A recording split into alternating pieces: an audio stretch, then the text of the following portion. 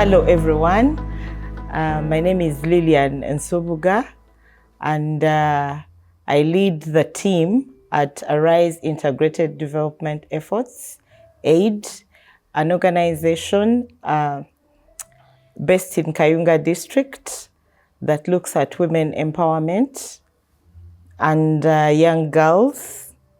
And today we are here to talk about women's participation in land governance at local level. I am here with Rona. Yes, thank you, Lilian. Greetings to you all, dear viewers. My name is Rona Babuetera, and I'm a lawyer by profession. I pride in fighting and advocating for the rights of women and girls. Thank you. And Mr. Bo. Hello. I'm glad to be here. My name is Denis Obo from the Ministry of Lands, Housing and Urban Development.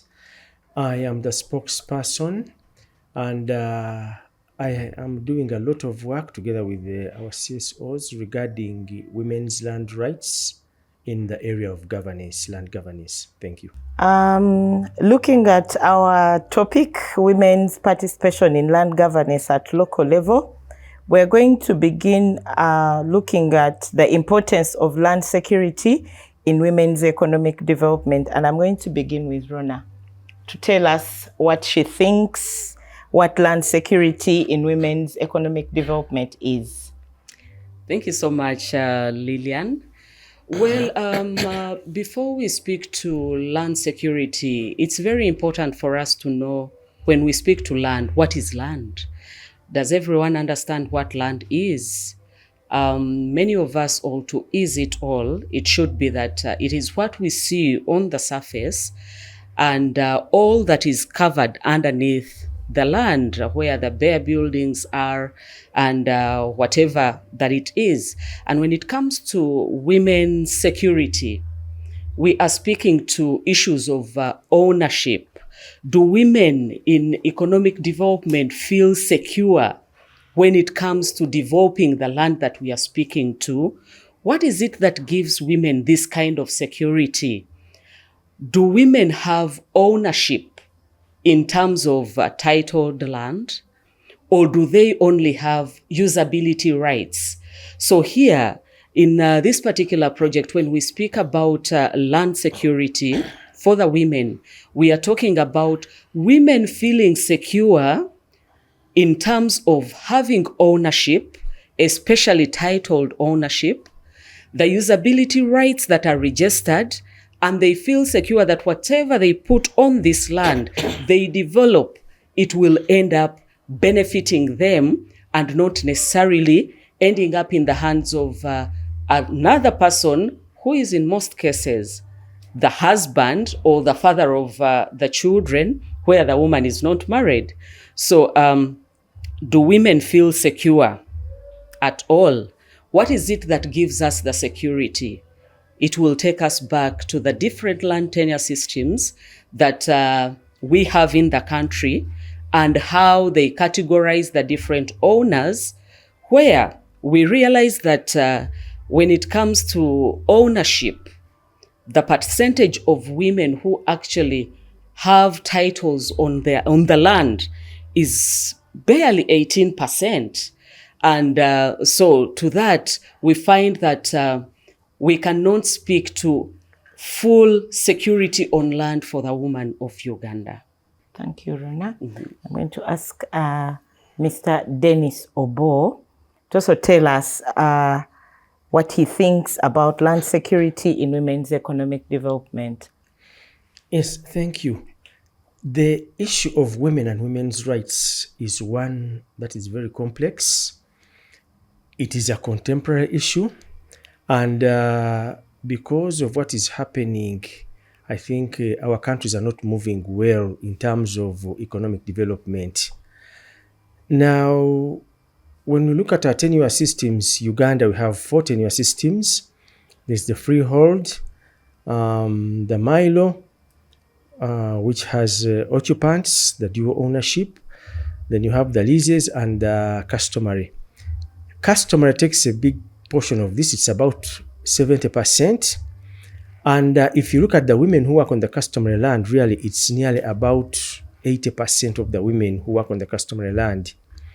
Then if you look at the other tenures, it's the same too.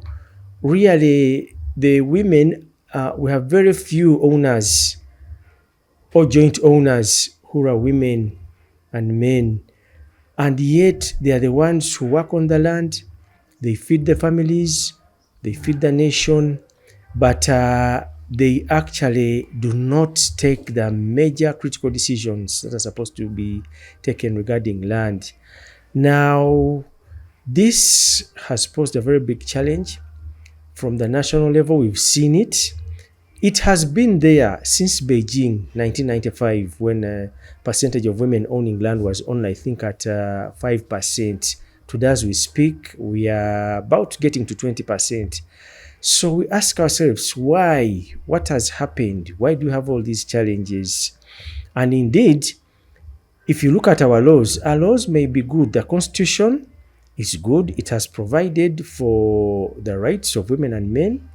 And it has also provided that anything that is not in line with the Constitution in terms of equality, gender equality, is null and void. Now, when we move to implementation, and implementation is where the biggest challenge comes in. One, the issue of sensitization is one where, under all tenure systems, we have actually found that mobilization and sensitization to reach women is something that we have not actually done to our satisfaction. And then, of course, there are the issues of changing the laws. Of course, some of our laws, we can bend them, and indeed we have bent them. But there are those where you really need actual reforms to change laws to make sure that actually women are brought on board in terms of participation, in terms of inclusion, in terms of contribution, and in terms of taking decisions on the land. Now, it means that government has done its part. It has put in place the laws. It has provided for quotas. Our laws are clear. Some places you have to make sure you have a third, but even that one, a third, we found it difficult in some places to fill those positions. And in most of the positions, it is very difficult to find where the institutions go above the 1/3. So that glass ceiling is also something that we see in the land sector. That is a very big challenge to women. Of course, we have worked with partners. It is something that we need to engage on, and I'm sure, I know as we move on in these partnerships, we should be able to see changes. We have come from very far. 1995, the situation was not like this when we went for Beijing. Today, at least we have moved. 20% of the registered land under the 4 tenure systems is in the names of women. Yet we know that when you look at the population, really, we have 51% women and 49 men. So we are striving to see that we acquire that balance in all aspects. Only and only then shall we unlock the economic opportunities and see the achievements, what it means for a woman to take a decision on land, for a woman to participate and also benefit from whatever comes from the lands that they work on. Thank you. Thank you so much, Dennis. We were talking about economic development of women, and in this, the tenure systems have come out. So I'd like to ask you how they affect different land registrations. And I'm going to begin with you, Dennis. Yes. Now, if I look at the Milo system, Milo has provided for registration of the registered proprietors, the landowners. And then it has also, the law has provided for the registration of occupants. Most women under this Milo system, most are actually occupants on land. We have seen from projects elsewhere, even in Kayunga, that many women actually are heads of households on Bibanjas. They work, they farm, they feed their families, they feed the nation, they bring food to the cities and urban areas. but they are sitting on land that is not registered. They are not known. And one thing I think this is because for my law, I think the law did not make it mandatory for occupants to register themselves on the registered the land of the registered proprietors. Now, it has posed a very big challenge because as long as you know a registered proprietor, landowner, the landlords, most of them are men. The majority are men. I think this we have seen from most of the districts, including even Kayunga. I think most of them are men. Now, these males, remember when they pass on, even their hairs are still male. This is one of the challenges, our customary system, that we have not yet had where women, where a daughter can also take over and inherit from her father. It's still seen from a customer perspective as something that is not okay. Although we are opening up, we have seen that where we have women inheriting, they actually keep the land, they till the land, they optimally use it. And if it's the men, of course, for them, it is either sell it, transfer it, or hire out other people to work on it. So some of these challenges are what we are looking at on Milo to see how best we can get all these occupants on registered in the land register so that anybody who's coming to do a search will know that on this land X where there is a landlord Y, we have the tenants Mrs. X, Mrs. Y, Mrs. Z, widow X, all these registered, and there at least they will have a legal document which shows that you cannot evict them and that they are the genuine, either lawful or bona fide owners, occupants on those pieces of land where they do work. Now, for customary, customary is the same situation. In customary too, it's funny that in other clans, the sons get the land from their mothers, but we have not taken steps to register the mothers. And in some way, somehow we start with the sons. So these are some of the things that government is looking at to see how can we start. If you are to give a land to your son, of course it can only be given by a mother. And that step in the law, we have actually not captured it. We have just started these types of registration, and we have seen that it's important because when it comes to issues of conflict, disputes, and conflict resolution, you need to trace where did you get the land from. And since we are documenting it, if you have not documented these women, then you have challenges. So these are some of the things that we are looking at in terms of law reform. For freeholds, of course, that one, what is happening is that the men and women, or the males and females who seek to be on the title are the ones that come and apply. We do not chase anybody or do not ask to remove or add any name unless it is family land. And of course, we know family land, usually it could be the matrimonial home or land where the family derives sustenance. Now, for such land, it is important that you document, you capture the women on these pieces of lands as co-owners so that any decision taking, their consent must be given. And it is because of this that we have had interventions to make sure that where any form that is coming in, as long as you mention that it's a matrimonial home, a family home, then by default, the women must be there. If they're not there, those forms are rejected. We have also put some incentives in such a case that where, this is under our projects, that where we are adding names of women, the marginalized groups, then the fees are waived and they are paid for by government. You know, so these are some of the good things that we are trying to do, encourage, so that we move away from the 5% in 1995, at least to about 30% by 2030, which is a government target. Leases under the leasehold system, especially here I will relate it to Milo, because where occupants can pay for a lease, other than get a certificate of occupancy, we encourage them to get the leasehold title. And that one is one where, again, if it is family land, we still would want, as a standard, it's actually a standard procedure that you must put the names of your spouse on this.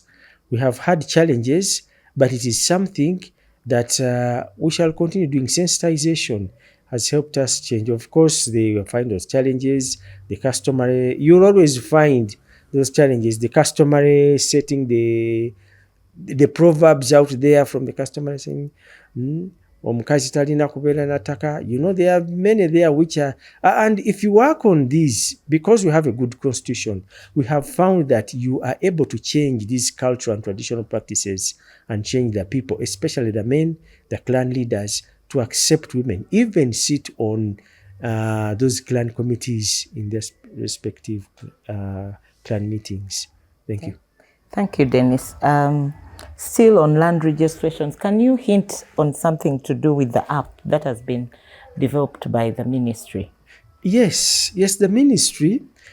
Actually, this is a challenge where we found that it was mostly women and the marginalized groups that were facing a very big challenge. One, the distances from where they come from to the zonal offices are very long. So there is that, I think it's like a practical gender need. The distances are so long, so they cannot move those distances to come and check on a piece of land at the zonal office.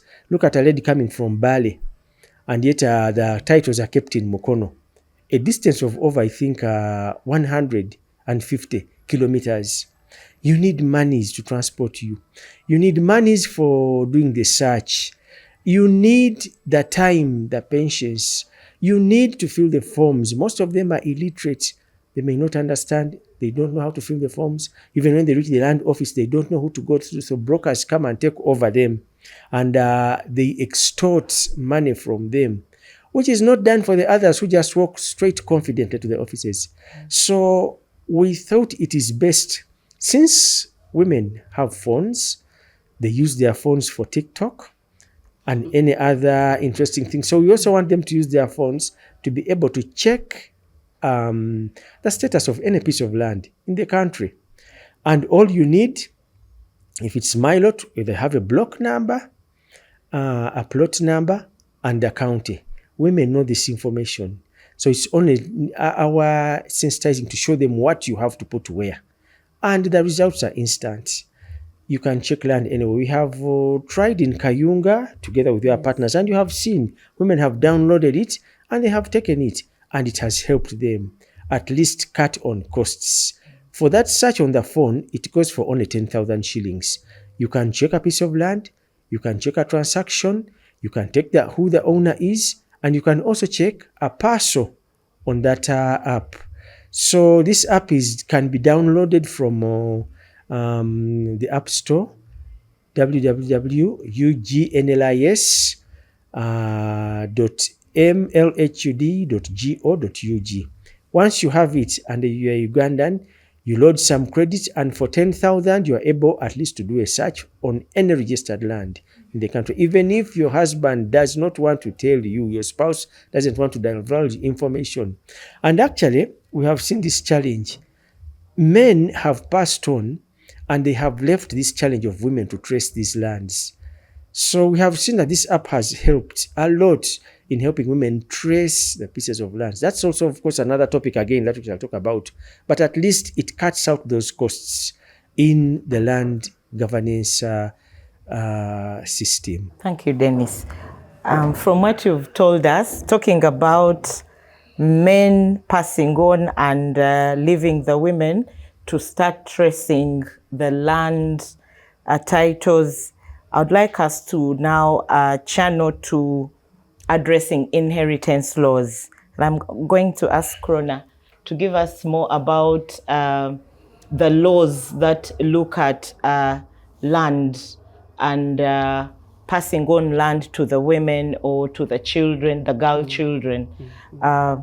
What do you have to say about that? Thank you so much, Lillian. Thank you, Dennis. One thing that is for sure, Uganda is a country that has the best laws anyone can ever speak to.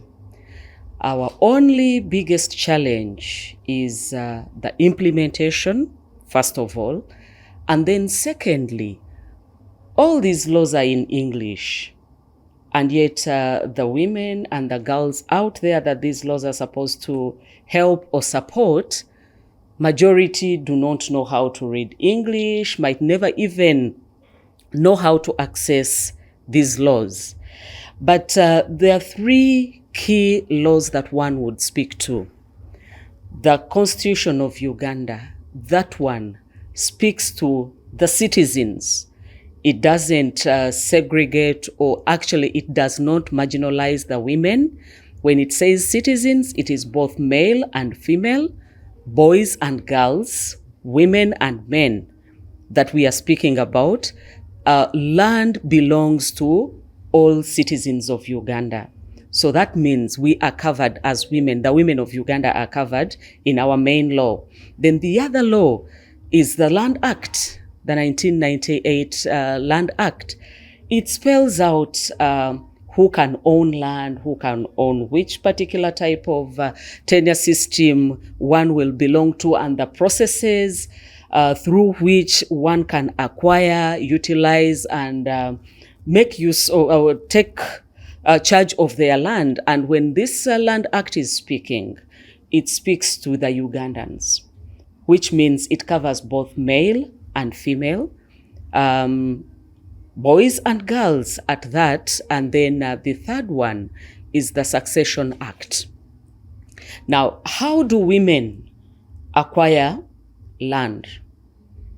It is either by birth, that someone is born in a family that has customary land, and that girl belongs to that family.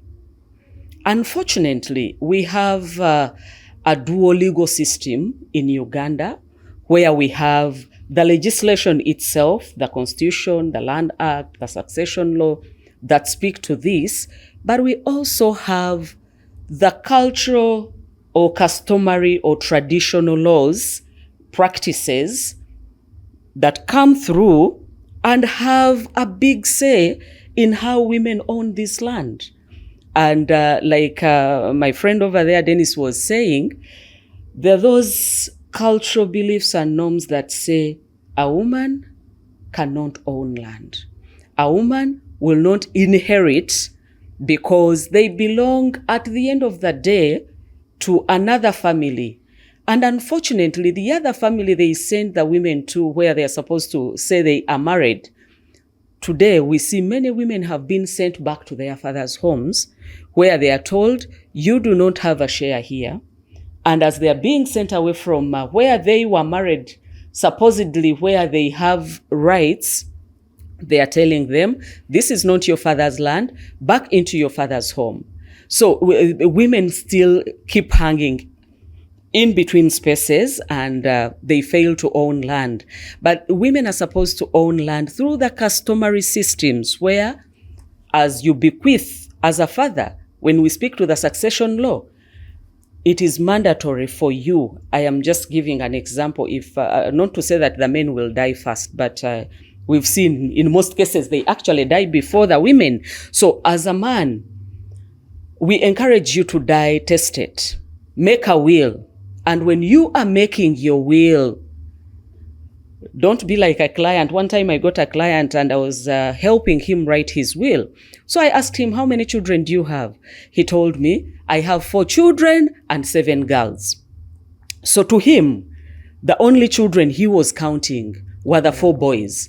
The girls, it took us almost 3 months, me and him, to agree that I wasn't going to write a will that did not bequeath anything to the girl child, to convince him to actually open his eyes and know that even the girls were children. So fathers can gift their children, the daughters. Mothers can equally write wills when they own property, and we shall continue encouraging women to own properties in their own names, to also have that power to bequeath properties to their girl children as well as the boys. So in a way, it is either that someone is inheriting customary property or has been gifted by the parents. And also, when a woman is married, marriage is a whole big topic. We are speaking about women who are married in the methods or the forms that are legal in Uganda. It's either church marriage, customary marriage, where the introduction is done and dowry is paid as per the girl's culture. It has to be paid and incomplete. Or you do civil marriage, or the Muslims, the Muslim friends of ours, you do it the Muslim way. So in that way, women are supposed to partake or have shares in the matrimonial property, which includes land. So in that way, women can also have that. And then the fourth method or way how women can acquire this property is by them buying their own pieces of land and registering the land in their own names. Freehold is such a flexible kind of tenure system where you make your little money as a woman, go find land somewhere, buy it in your own names, and have the title in your names. Unfortunately, very many women, because of lack of information about their rights, will make this money, hand it over to their husbands. Though many of them are actually living like marrieds, they hand over to the fathers of their children, their friends, whom they assume that they are their husbands because they've lived with them for so many years, hand over the money. The men are very wise. I don't know whether all men are from the East, because they say people from the wise men from the East. I guess all men must be from the East. The man will take this money, go buy the land with you, the woman, but the buyer will be himself, and he will only ask you to sign as a witness. And the woman will comfortably sit saying, I even appended my signature on that agreement.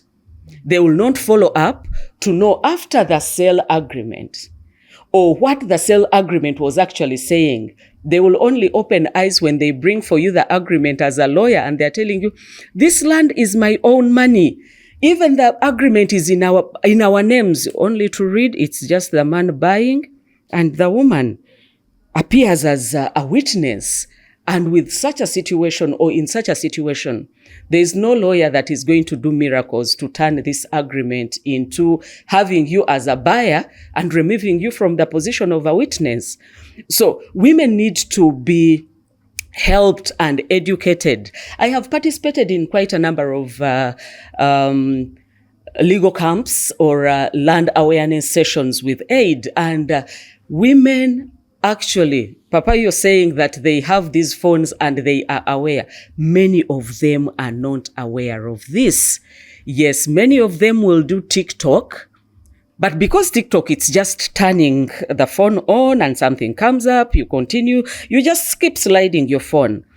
It would be appreciated if the ministry would work hand in hand with AID to reach the last woman in Kangulumira, to show her how this app is downloaded on the phone, how they can be able to check and know what it is on that title.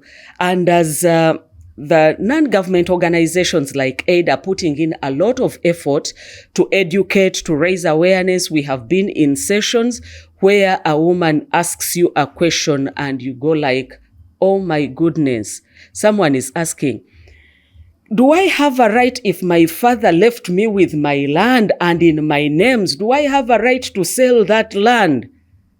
It is yours. This is your land. That means you have all the powers and rights to do anything you need to do with it. And then she tells you, but my brothers told me I cannot sell it because I am a girl.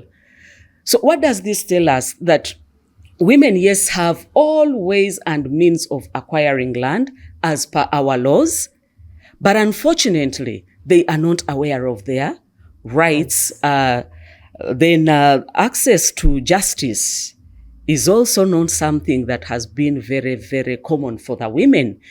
Most women will even fear reporting cases, it is only those who have been empowered through awareness sessions. Like there was a time we were in Kayonza, in Kayunga, and a woman came up to me and was like, can I, me as a woman, through aid, report a case where my brothers are taking away my land and I am also heard? What does this tell us? That women still think, many women still think that this justice system is there to empower the men or support men, not the women. So, well, the laws are there. The Succession Act speaks a lot about inheritance, and it has two different angles. Where a person dies, when they have made a will, that is what we call dying testate. And then where a person dies without making a will, that is what we call intestate succession. So in intestate succession, when someone dies without making a will, that estate is managed by government through the Administrator General's office, and the process is manageable. It is a process you can speak to people about and they know, then they can run it on their own without even needing to spend a penny on a lawyer. Thank you so much. I'm going to ask Dennis to tell us, to talk about women's participation in land registrations. What would you advise the women, especially the women of Kayunga? What is your advice to them? Now, it is good that we have partners like AID in Kayunga. Actually, as a ministry, we are looking at making sure we have each and every we have at least 2 or 3 partners in all districts. You know, partners make work for government easy and faster in resolving some of these challenges. Now, as government, the Ministry of Land has a budget of about 0.7% of the national budget. So you cannot be everywhere doing everything. And yet these problems and challenges are in each and every district and city of Uganda. So other than sit and start playing a waiting game or blaming, you know, we've said it's best to rather partner with CSOs, the non-government actors. Give them the information, the tools, the translated materials, procedures, all this information. It is easier and faster to reach these people in districts other than waiting for government. Another thing I have seen, and I don't know whether this is unfortunate or it is fortunate, I don't know, but most of the grassroots communities we have seen, they do not so much believe and trust government. Sorry to say this, but that's a fact. And it's a beginning point that they trust our partners more than they trust us, the government. So to us, we have decided to use this as an opportunity to reach women and other marginalized groups through our partners. So they act like bridges. The partners act as bridges, you know, to make sure that we can implement our good laws that we have said that we have. Implementation is the biggest challenge. We have simplified land forms. We have even translated them into English and a local language so that a partner can explain to these people, they fill the forms, make sure inclusion is done, and then return these forms to the sub-county. Now, when the forms return to the sub-county, then of course, government takes over. What we are looking at is to make sure that, whatever means, we've decided to do whatever means, but at least to help you that we are able to reach these women, the marginalized groups, ensure that at least they have their land registered.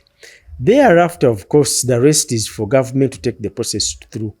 And if you don't do that process right of informing women And by the way, even amongst women, there are so many other categories of other females who suffer double or triple types of oppression. There are the disabled women. That is another category. You have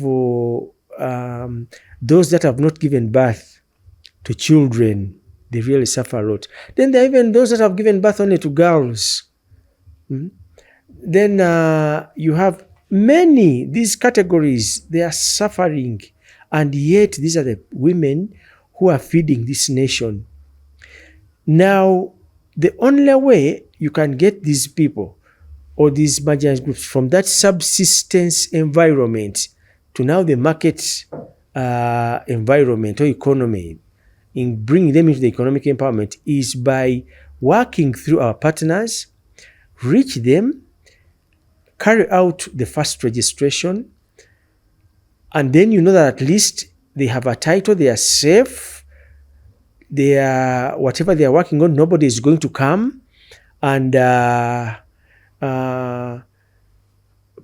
destroy their works that they have done. The monies they receive under PDM, that now that one is safe, nobody can go to destroy or distract them.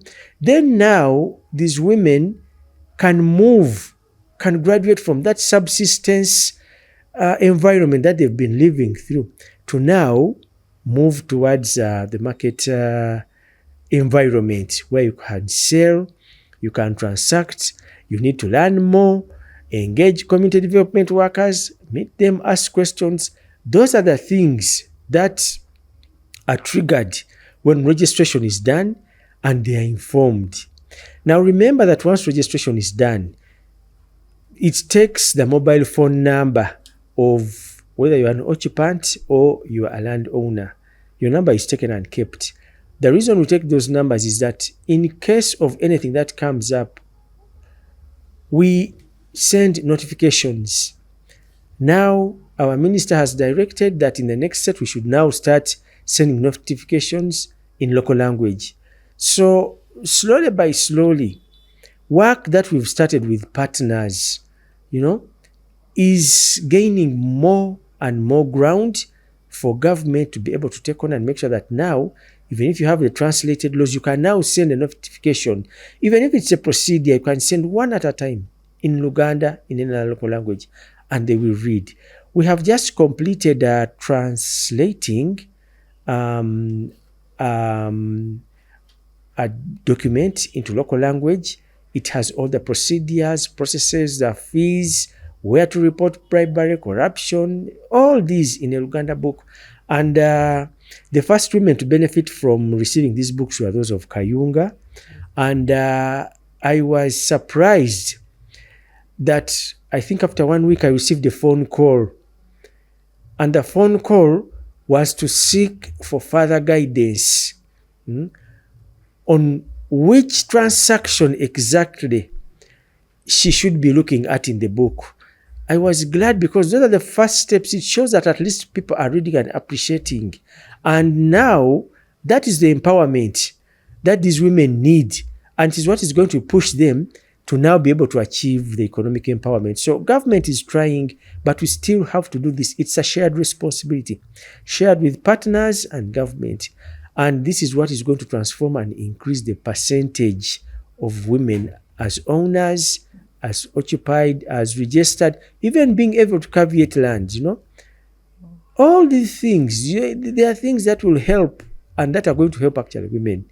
So unless you have an idea, and for us, in fact, I have even seen the times I have been to Kayonza and they'll tell you, when they hear my name Obo, they think I don't understand their language. So they say, but we want to express ourselves in our local language so that you understand and guide us correctly. So translations are very important. Simplifying materials are very important. We have good laws that we have neglected, but which we need to come back. There is the Illiterates Protection Act. It is a 1918 law, but it is something that I think is very important to marginalized groups, because what we have seen again is that when people are filling in these forms, The men again, I don't know why it is always the men, and we need to do some sensitization. Instead of putting the names of the women as owners, they put the names of either their sons or the fathers.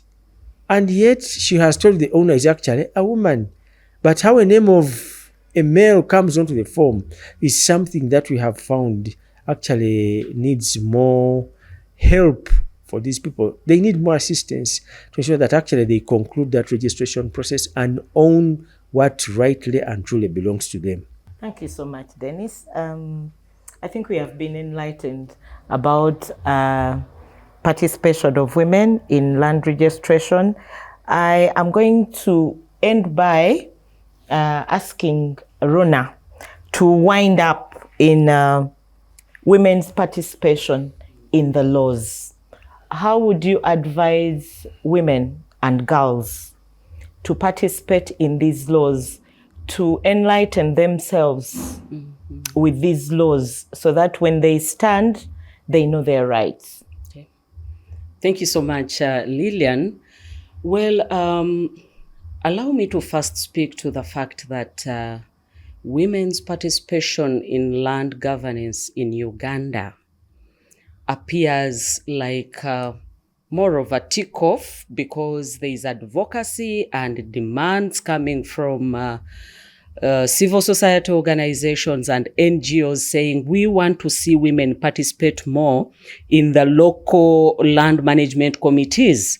When you get down to Kayunga, for example, you will find that the position of chairperson is for a man. The vice is for a man.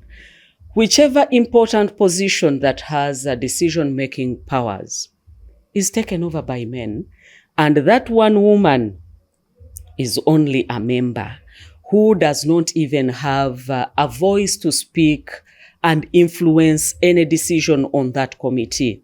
So what would I encourage the women out there to do? AID does actually quite a number of community awareness or sensitization sessions. Let them come out and listen in. Let them learn their rights.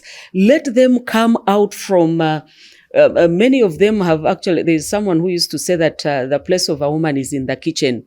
There are women who are actually hidden behind the kitchen. They are not even inside the kitchen when it comes to speaking about their rights.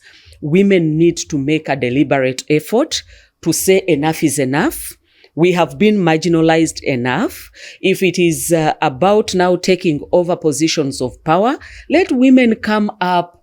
We need to empower our women. And when I say we, I am speaking to the government.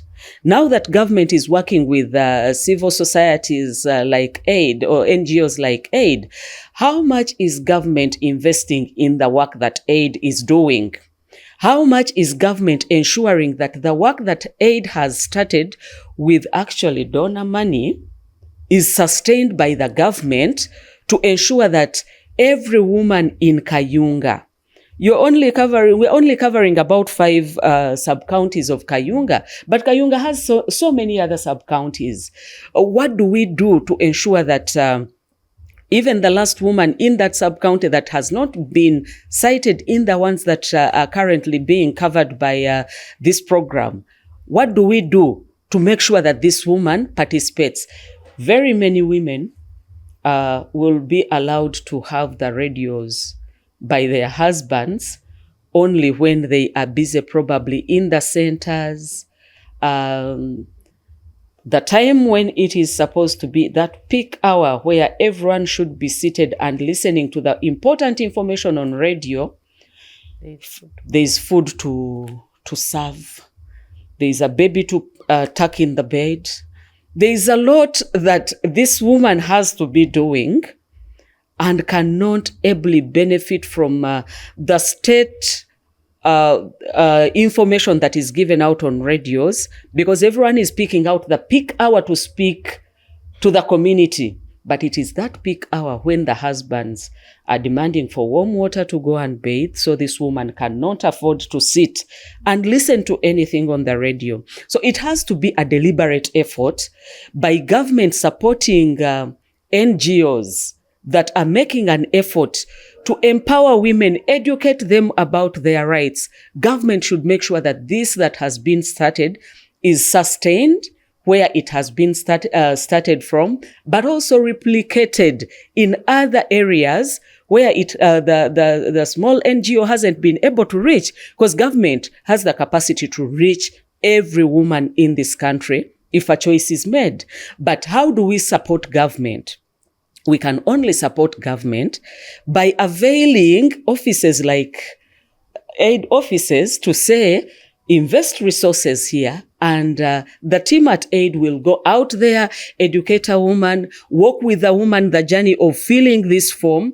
Because if we say you do not know how these male names get onto these forms, that is where you find that people don't trust the system at all. Why? What we speak to these people, at the end of the day, when you reach these offices, is quite different.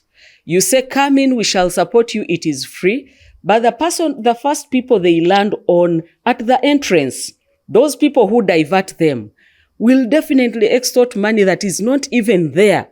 And then when it has been lodged in for registration, for example, it takes ages to come out. Someone walks miles and miles several times, and at the end of the day, they will give up. So what do we do? Can government make it faster to ease women's participation in terms of making it easy for the women to acquire titles in their names? For you at maybe the ministry level, how much do you monitor at the district and sub-county levels? If that is improved, I am very sure that very many women will come in running to have their names on those titles. They will come in to have their own titles or co-owned land, shared titles and everything. And their participation, if it is deliberate and government says, if the chairperson is male, the vice must be female, something will happen. It will definitely happen, and the women's participation will be seen better in these local land management committees than it is currently. Thank you so much. Thank you so much, Ona. It's been quite a discussion about women's participation in land governance at local level, and we have our case study was in Kayunga district. We have listened to Dennis from Ministry of Lands, and we have also listened to Council Rona, a lawyer. We have gotten to learn about land registrations. We have talked about illiteracy laws that are from 1918 that need to be amended. We have also looked at the tenure system, and I think we have learned from this. We think this discussion will empower the women in Kayunga district, and we shall have more numbers in the land governance system of Kayunga district. Thank you so much.